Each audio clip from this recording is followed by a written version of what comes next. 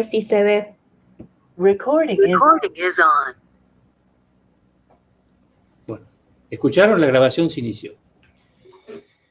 Bueno, economía es una palabra que viene del griego, ¿sí? Tiene raíces en el siglo V antes de Cristo, posiblemente antes, pero la primera referencia escrita que ha llegado hasta nosotros es un texto del historiador y filósofo Jenofonte, que se llama justamente económico, ¿sí?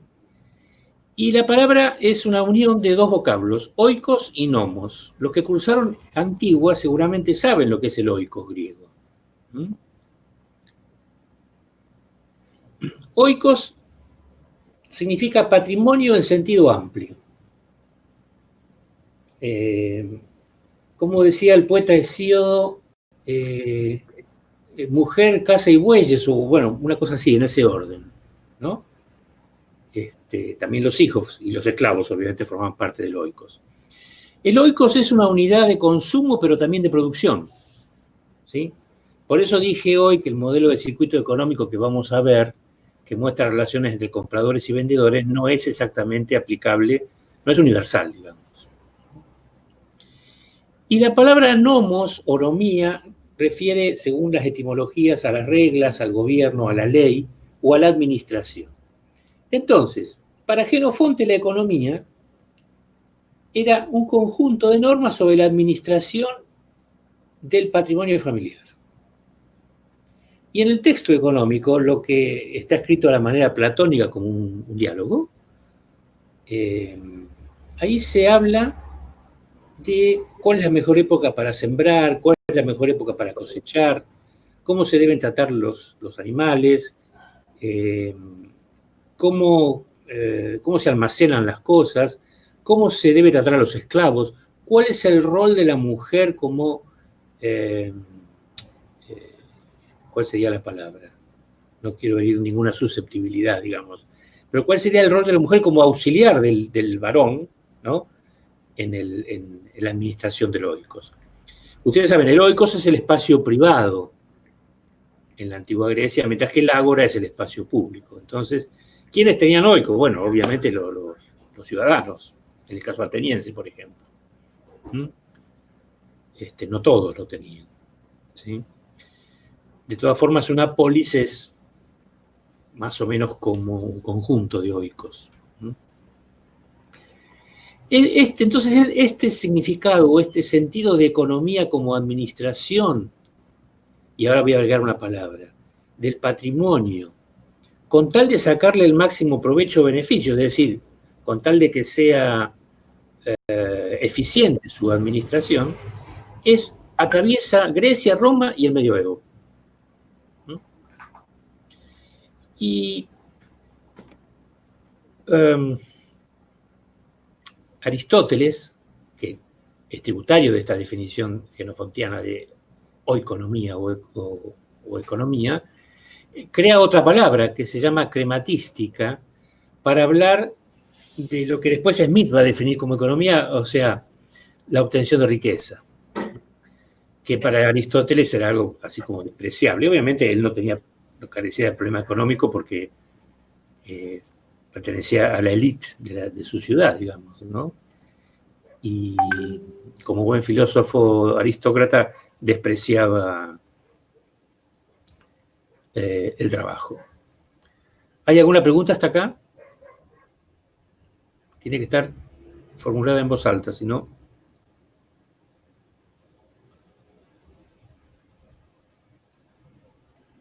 ¿Me escuchan?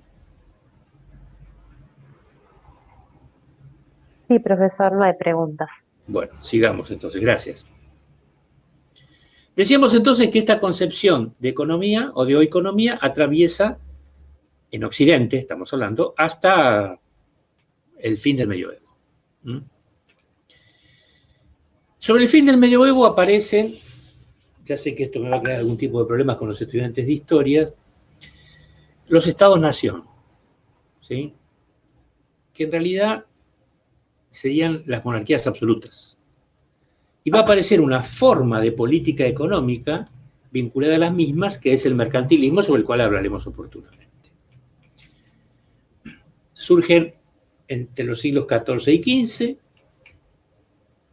y implican la disolución del mundo feudal, el mundo que estaba basado en una economía de subsistencia, pero que a partir del año 1000 o después de la crisis del año 1000 y en particular después de la peste, va siendo disgregado cada vez más rápidamente y las autoridades de los monarcas se van consolidando. La guerra de los 100 años en Francia, la guerra de las dos rosas en Inglaterra, etc. Con el Tratado de Westfalia, bueno, esto se consolida porque pone fin en Europa a la guerra que se había iniciado en 1618. El mercantilismo, que a veces se confunde con una escuela de economía, y no lo es en realidad una escuela de política económica, es un conjunto de instrucciones dirigidos al rey, básicamente, o al gobernante de turno, que buscaba la mayor acumulación de riquezas, entendidas estas como acumulación de metales preciosos. Esto es coetáneo, por supuesto, al descubrimiento de América y al saqueo que el Imperio Español va a hacer de lo que Hamilton llamó el tesoro americano. Entonces, los pensadores mercantilistas, que eran hombres prácticos, no filósofos como los griegos, ni clérigos como los escolásticos medievales, pensaban que una nación era tanto más poderosa cuanto mayor acumulación de metales preciosos a expensas de las otras naciones pudiera lograr. Entonces, la forma básica de hacer eso era a través del comercio. Entonces van a crear dos conceptos económicos que todavía son útiles. Uno es el de balanza comercial o balanza de comercio, la relación entre exportaciones e importaciones. ¿Cómo se hace un país más rico, según los mercantilistas? Bueno, exportando más de lo que importa. No en cantidad de mercancía, sino en valor. ¿Sí? Porque por cada mercancía que se vende a otros países, ingresa metálico. En aquel momento no había papel moneda, había monedas de oro, plata y aleaciones. Cada país, cada monarquía, cada estado absoluto adoptará una forma mercantilista diferente en función de sus posibilidades. Hay tres tipos básicos de mercantilistas. El bullionista o metalista, que es el español. Bullón significa lingote, es el más crudo y el más inefectivo de los mercantilismos, porque al no desarrollar una industria propia ni una burguesía, con la derrota de los comuneros en 1520, el oro español fue a parar a otros países, a Francia primero, a Holanda después e Inglaterra por último. El mercantilismo industrialista francés, Francia no tenía colonias con minas de metales preciosos, por lo tanto lo que hacía era vender productos de lujo a las burguesías y noblezas europeas, ¿sí? Y ahí viene el otro descubrimiento, el otro concepto que ellos descubren, que es el de valor agregado. Vendemos productos caros e importamos, vendemos al exterior productos caros e importamos productos baratos, materias primas, etc. Una idea que va a ser escuela. Y por último, el mercantilismo que va a triunfar, que es el comercialista, que va a ser el caso holandés primero y el caso británico, que va a ser el mercantilismo que finalmente se va a imponer. Las actas de navegación, que son de 1649 creo que son, o 1650, van a ser abolidas recién en 1846 con las leyes de granos. Por eso cuando Inglaterra, o Gran Bretaña mejor dicho, reconoce la independencia de Argentina en 1824 y por el tratado de ese reconocimiento nosotros le entregamos la libre navegación de los ingleses a nuestros ríos interiores, ellos en compensación nos entregan la libre navegación del Támesis, cosa que estaba prohibida por las actas de navegación. No sé si esto lo enseñan en la facultad, pero es así. El único detalle interesante era que ese permiso de navegación era para barcos comerciales y Argentina, o la Confederación en ese momento, carecía de marina mercante. A diferencia de Gran Bretaña, que en un siglo, gracias a las actas de navegación, decuplicó, es decir, multiplicó por 10 su flota. Después de este estado viene el estado burgués, o liberal, que nacerá en el siglo XVII y se consolidará en el siglo XVIII, básicamente con la Declaración de Independencia de Estados Unidos y sobre todo con la Revolución Francesa, que va a ser durante mucho tiempo el modelo de revolución. Se establecerán así, ya sea en forma republicana o en forma monárquica, gobiernos con división de poderes, como utilizaba Montesquieu, y las guerras, en vez de ser guerras entre dinastías o entre personas, pasarán a ser guerras entre estados. Va a haber 3, ahora sí, escuelas de pensamiento económico que van a tener o que van a estar vinculadas a diferentes estadios de este estado moderno. La fisiocracia en el siglo XVIII, el liberalismo entre los siglos XVIII y XX y el marginalismo que va a aparecer hacia el último tercio del siglo XIX y que va a ser heredero de ambos. Hay bastantes conexiones entre uno y otro sistema de pensamiento. La fisiocracia, como veremos después más detalladamente, es ya una escuela de pensamiento, una escuela de pensamiento que tiene un líder, tiene una doctrina o un sustento teórico, tiene discípulos, tiene órganos de prensa para difundir sus ideas, tiene vocación de captar discípulos y sobre todo tiene vocación de ofrecer un programa de gobierno al, en este caso, monarca francés. Es una escuela francesa. Fisiocracia significa gobierno de la tierra. Physis, tierra, kratein, gobierno. Que los fisiócratas creerán ver materializado cuando Turgot accede al Ministerio de Hacienda, cosa que, bueno, por ciertas circunstancias que veremos oportunamente, no sucederá. Para esta escuela, la tierra es la fuente única de riqueza, de donde se extrae la riqueza, y el trabajo del hombre es la forma de producirla. Gobierno de la tierra o de la naturaleza. Es una forma de pensamiento que piensa que, o mejor dicho, que sustenta que solo la tierra agrega valor, para decirlo en términos mercantilistas. Por lo tanto, las únicas actividades que agregan valor son las primarias, la agricultura, la ganadería, la pesca, la minería, etc., aunque ellos básicamente van a tratar el tema agrícola. Y no es casual, Francia era básicamente un país agrícola, digamos hacia mediados del siglo XVIII. En cambio, las otras actividades solo cambian la forma de lo que obtiene el sector primario y por lo tanto serán calificadas de estériles. Grave error que cometerán los fisiócratas. Los fisiócratas son ya decididamente liberales. Su lema es, su emblema, el famoso laissez-faire, laissez-passer.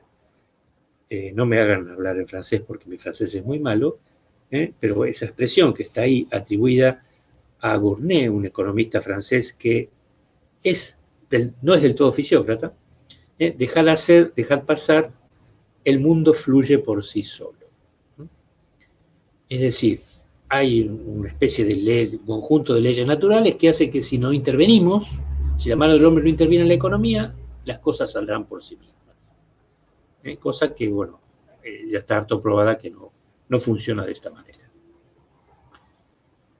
Smith, considerado el padre de la economía política, es un filósofo y economista escocés que va a publicar en 1776 la obra con la cual nace la economía moderna, que se llama La riqueza de las naciones. Hereda cuestiones fisiocráticas, pero además de considerar que la tierra crea valor, también lo van a hacer la industria y el comercio. De hecho, él sostiene que el capital, en ausencia de orientaciones políticas de los gobiernos de turno, va a ir primero a la agricultura, después a la industria y después al comercio. Smith tiene una teoría moral, era profesor de filosofía moral en la Universidad de Glasgow, en Escocia, y había publicado un libro sobre su materia, muy interesante. Y hay concomitancias entre su teoría moral y su teoría económica. El hombre moral ve frenado su egoísmo por lo que él llama empatía o simpatía hacia el prójimo. Y el hombre económico ve frenado su egoísmo por la competencia. La competencia es lo que le pone freno a mi avaricia. ¿Sí? Y además es un estímulo, como todos competimos entre iguales, piensa Smith, es un estímulo para mejorar la productividad y por lo tanto la producción de la economía. Fíjense este extraordinario círculo virtuoso de la economía, que obviamente no lo hizo Smith, pero que está inspirado en su obra. La división del trabajo, que es la división técnica o no social, como trataban los filósofos griegos, generará una mayor productividad, es decir, cada uno se hace más productivo en lo que hace.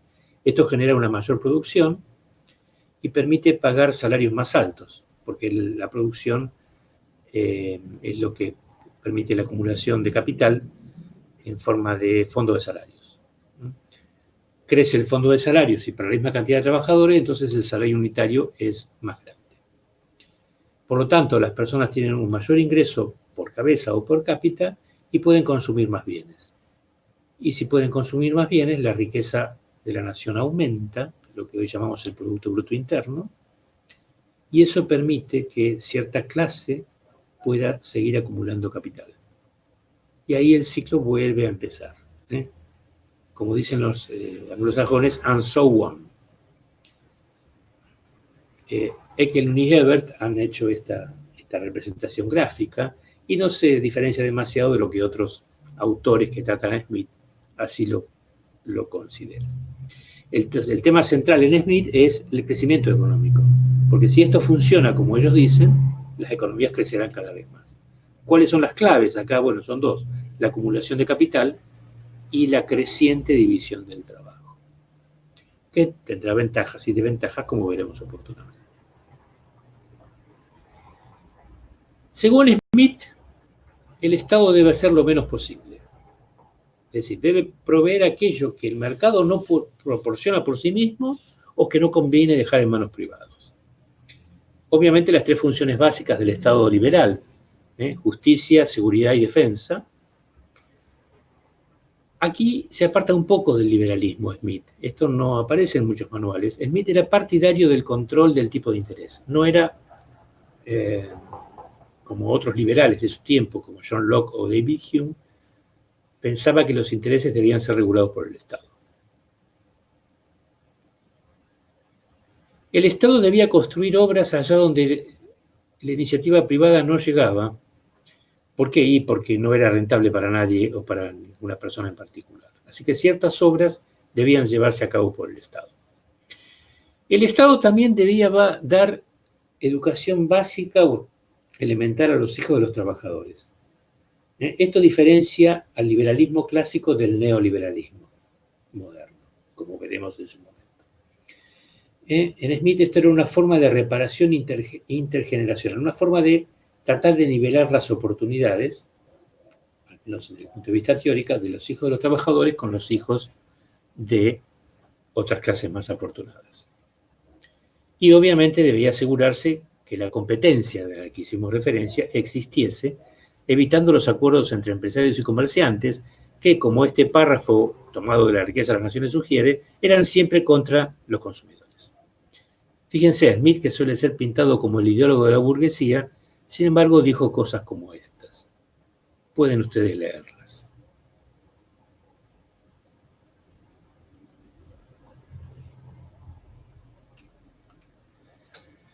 Bueno, la escuela clásica va a durar casi un siglo, pero va a ser reemplazada en el último tercio del siglo XIX por otra escuela, que se va a llamar marginalista, ya veremos por qué, o finalmente neoclásica. Los autores más representativos de la misma, y que a la vez representan dos tradiciones diferentes, serán Marshall y Barras. Uno inglés, el otro francés. Uno partidario del equilibrio parcial, que nosotros veremos con todo detenimiento cuando veamos teoría microeconómica, y otro partidario del equilibrio general, que es más bien poco práctico. Pero ambos trabajan temas coincidentes y trabajan con un instrumental matemático, para nuestra desgracia, bastante importante. Ambos trabajan sobre la idea de que el capitalismo o la economía de mercado tiende hacia un equilibrio, ya sea en un solo mercado o ya sea en el conjunto de los mercados. Esa tendencia al equilibrio es innata, dados ciertos supuestos que analizaremos, y el Estado entonces no debe restringir la actividad de los particulares, excepto cuando se presenten lo que se llama fallos de mercado, ¿sí? Ciertas situaciones que alteran la posibilidad de que el mercado opere como lo haría en los casos de competencia. Por ejemplo, las imperfecciones como el monopolio o el oligopolio, las economías externas, la provisión de bienes públicos a los cuales no se les pueda fijar precio, etc. Ahí sí el Estado debería intervenir. Entonces, esta cita de Francisco Cabril, un autor español moderno, va en ese sentido.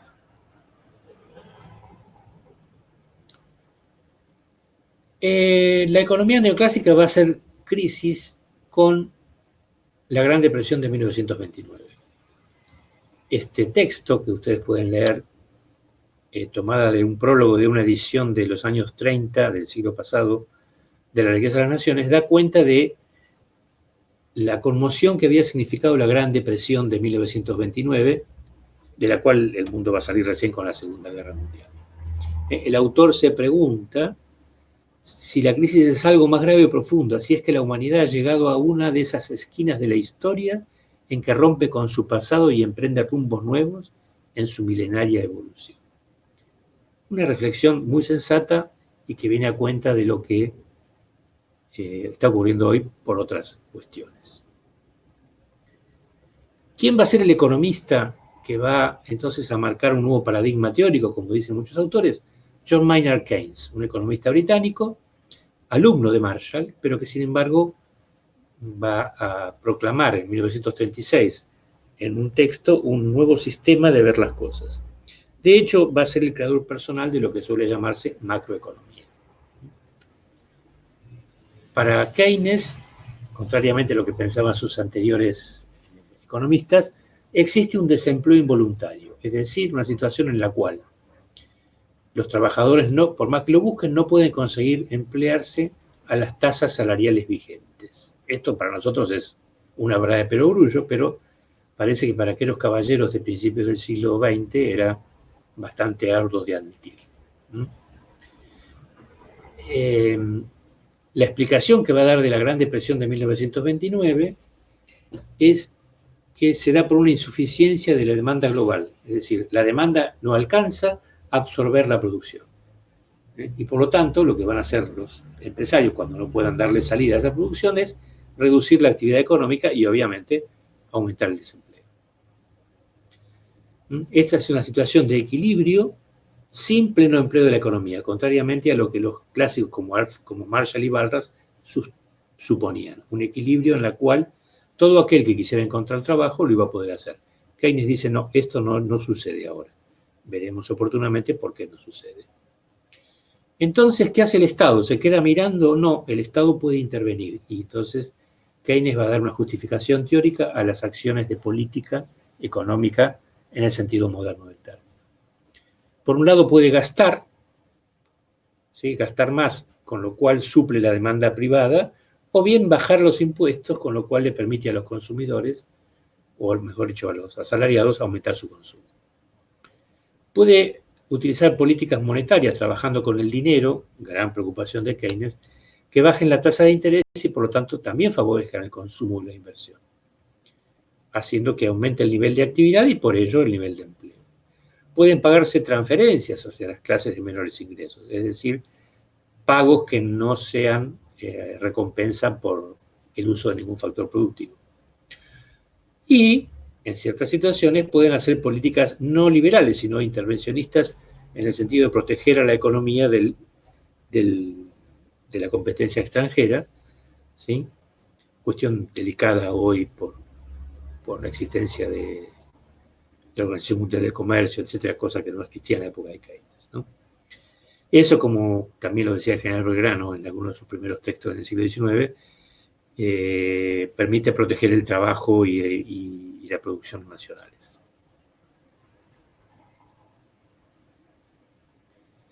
Nace así lo que se va a conocer como el estado de bienestar, que va a tener su apogeo entre 1946, luego de la finalización de la Segunda Guerra, y la crisis del petróleo, del 73-74. La expresión estado de bienestar no es de Keynes, sino de Lord Beveridge, un economista británico, laborista.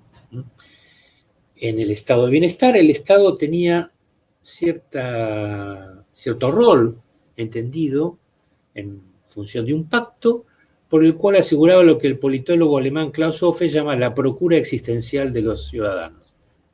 Seguridad social, acceso al empleo, a la salud, a la educación, a la vivienda y otro tipo de beneficios, generando así lo que Samuelson va a llamar economía mixta, que estaba vista como una cosa intermedia entre el capitalismo liberal del siglo XIX y el comunismo soviético. Entonces, estas sociedades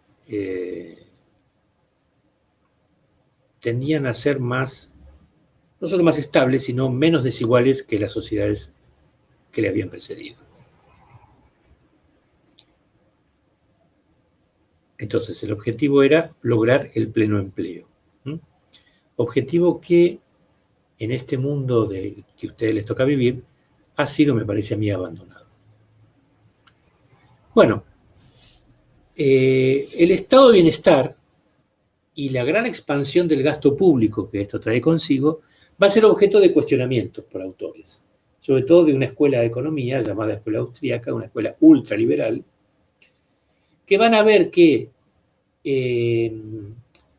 ese excesivo gasto conspira contra la inversión privada y genera entonces que el crecimiento económico se vaya ralentizando.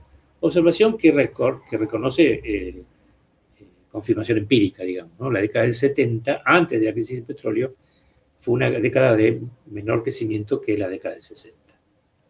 Y ya la década del 60, salvo en algunos casos puntuales, las tasas de crecimiento en los países centrales decrecen con respecto a las del 50. Claro que en la década del 50 se estaba reconstruyendo la Europa devastada, ¿no?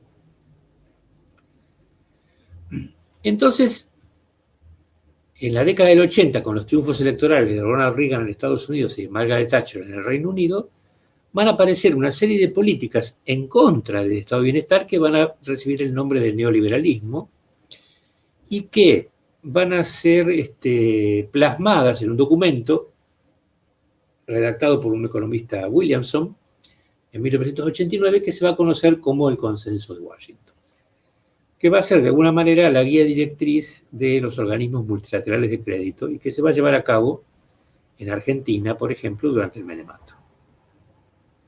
Entonces, estas políticas son políticas anti-estado de bienestar. De alguna manera, si se me permite, posibilitan o pretenden retornar a la economía que existía antes de la Segunda Guerra Mundial. Las reformas que se introducen son apertura comercial, liberalización de la cuenta de capital, o sea, que los flujos de capitales puedan ir y venir libremente de los países,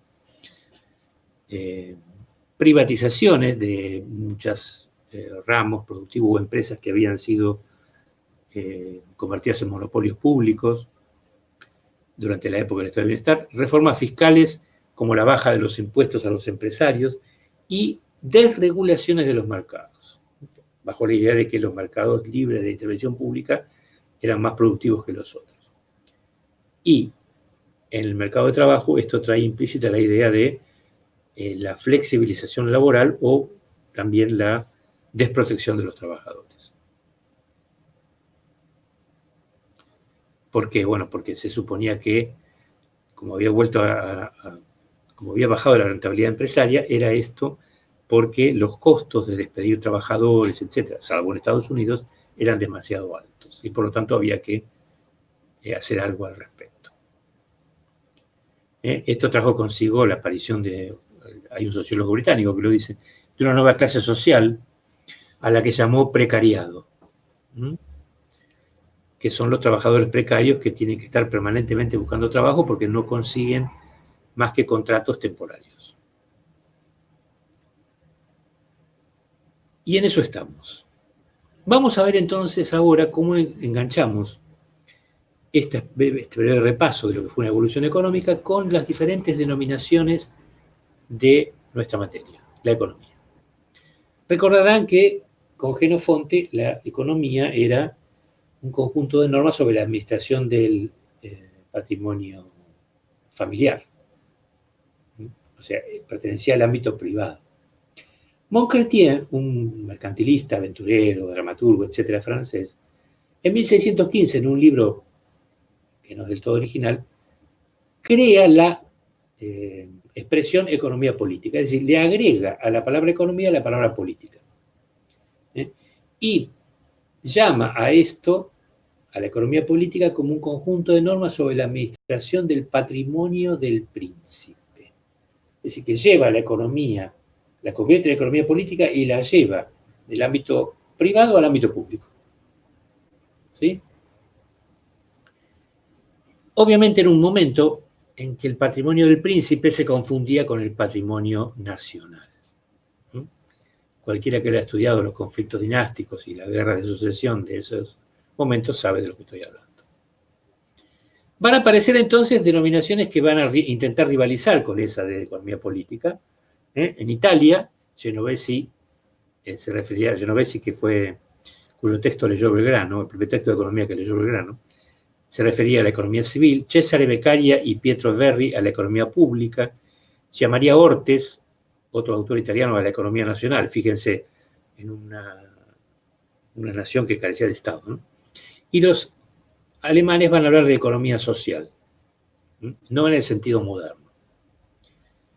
William Petty, un escritor inglés, un economista inglés muy, muy interesante, un hombre de transición entre el mercantilismo y el liberalismo, va a popularizar la expresión en Inglaterra, que después era usada en 1767 por James Stewart y en 1776 por Adam Smith, en La riqueza de las naciones, donde va a hablar de la economía política y va a dar una definición. Aquí está. La economía política para Smith depende de la ciencia del legislador o del estadista, digamos, depende de lo que hoy llamaríamos la politología o la ciencia política. Pero tiene estatus científico. Smith es el primero que afirma que la economía tiene estatus científico. Antes no lo tenía. Al menos no lo tenía salvo para los fisiócratas, desde los que escribían sobre economía. Para Smith, la economía se propone suministrar al pueblo un abundante ingreso o subsistencia y proveer al Estado o república, entiéndase Estado como monarquía, ¿no?, de rentas suficientes para los servicios públicos. O sea que sus fines son lograr el enriquecimiento del soberano y del pueblo, o habilitar al pueblo para que éste consiga tal condición, liberar al fin. Nos va a interesar más la definición de otro economista clásico, Juan Bautista Say. Fíjense, hoy hablamos de cartesiano, esa racionalidad cartesiana que tienen muchos autores franceses. Dice que la economía política enseña la manera en que se forman, se distribuyen y se consumen las riquezas que satisfacen las necesidades de las sociedades. Esta definición es prácticamente contemporánea, digamos. No solamente cómo se producen las riquezas, sino cómo se distribuyen y cómo se consumen. Y riquezas con un fin. Y ahí ponen la etimología muy interesante de ambas palabras, de economía y de política. La economía política es la economía de la sociedad. El término economía política conviene tanto mejor para designar la ciencia que constituye el tema de esta obra, que no puede tratarse de las riquezas naturales, no, de los bienes que la naturaleza nos concede gratuitamente y sin medida, sino solo de las riquezas sociales, basadas en el intercambio entre agentes económicos y la propiedad, que son instituciones sociales. Qué interesante, son instituciones sociales, dice Juan Bautista Say. Faltaría ver, y esto lo debatiremos en algún momento en la cursada, si la propiedad es un derecho natural o no de los hombres, o si solo es una institución creada por las personas. Entonces, en general, la economía política, o political economy, como le llamaban los anglosajones, concibe a la disciplina como el estudio de relaciones sociales entre grupos o clases sociales, ¿sí? Que están en disputa, en lucha o en pugna por la apropiación de la riqueza, donde la identidad de esos grupos se define por la propiedad de un factor productivo. Así, por ejemplo, Smith y Ricardo van a hablar de de terratenientes, capitalistas y asalariados, o trabajadores que son dueños del factor tierra, capital y trabajo respectivamente. Y John Stuart Mill, el último economista clásico para algunos autores, definirá la economía de la manera en que ustedes pueden leer ahí.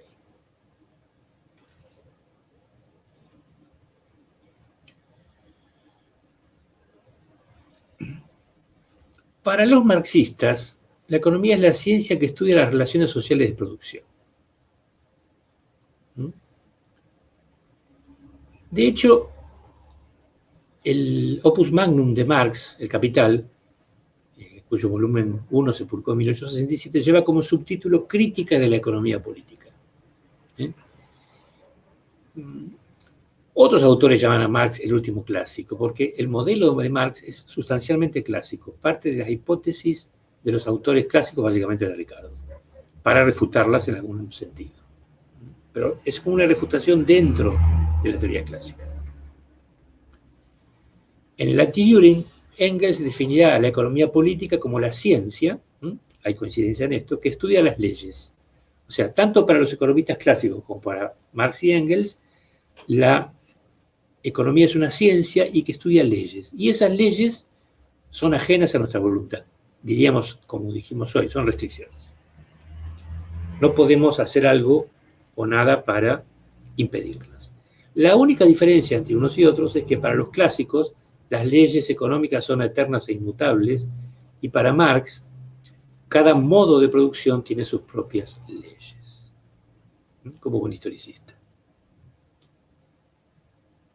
En general, los economistas clásicos, entonces, comparten dos ideas: que hay clases sociales y que el valor de los bienes se puede medir de acuerdo al trabajo incorporado a los mismos. Hacia fines del siglo surge una expresión en inglés diferente, economics, que es la hegemónica hoy, que se suele traducir como económica o economía a secas, y que le quita el adjetivo política. ¿Sí? La economía, en el sentido neoclásico, ya no estudia clases o grupos, sino estudia individuos. Es una sociedad atomística, formada por individuos que persiguen un interés individual y que llegan a un equilibrio competitivo que no refleja intereses de clase de ninguna manera. Digamos, en un mercado es tan consumidor el más rico como el más pobre. Obviamente sus niveles de consumo son diferentes. Y desde el otro lado de vista, son tan productores, no sé, quien sale a vender café por la calle como Bill Gates, aunque las escalas productivas sean diferentes. Entonces, como dijo Marshall, el autor que hemos mencionado, es el estudio de las actividades del hombre en los actos corrientes de la vida. Examina aquella parte de la acción individual y social que está más íntimamente relacionada con la consecución y uso de los requisitos materiales del bienestar. Definición que va a ser cuestionada. ¿Sí?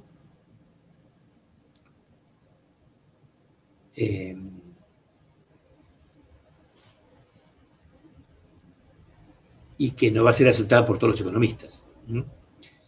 Es decir, en la época en que Marshall escribe, cada economista, cada escuela de pensamiento nacional tenía su propia definición de economía política. Es decir, que la aparición del pensamiento neoclásico o marginalista rompe esa unidad en cuanto a la concepción de la economía. Y esto va a durar hasta 1930, como vamos a ver en la próxima clase. Keynes, por su lado, en 1936, su objetivo no es definir la economía política, la va a definir como un método, como un aparato mental que ayuda a su poseedor a esbozar conclusiones correctas. Esta definición de Keynes también es interesada. ¿Por qué es interesada? Porque lo que él pretendía hacer era criticar al pensamiento económico neoclásico o liberal, que no había podido hacer nada frente a la emergencia de la crisis de 1929. Bueno, y hasta aquí llegaríamos hoy. Vamos a continuar el viernes, acá donde terminamos.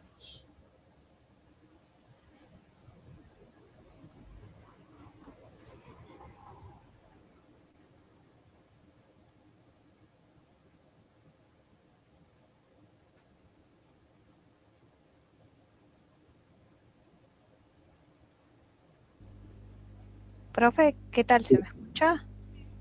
¿La escucho? Buenas. Entonces tendríamos 2 teóricos a la semana si el del viernes funciona bien. Si el del viernes funciona bien, tendríamos 2 teóricos. Sí, lo que yo no puedo prometer, quiero dejar de grabar y no encuentro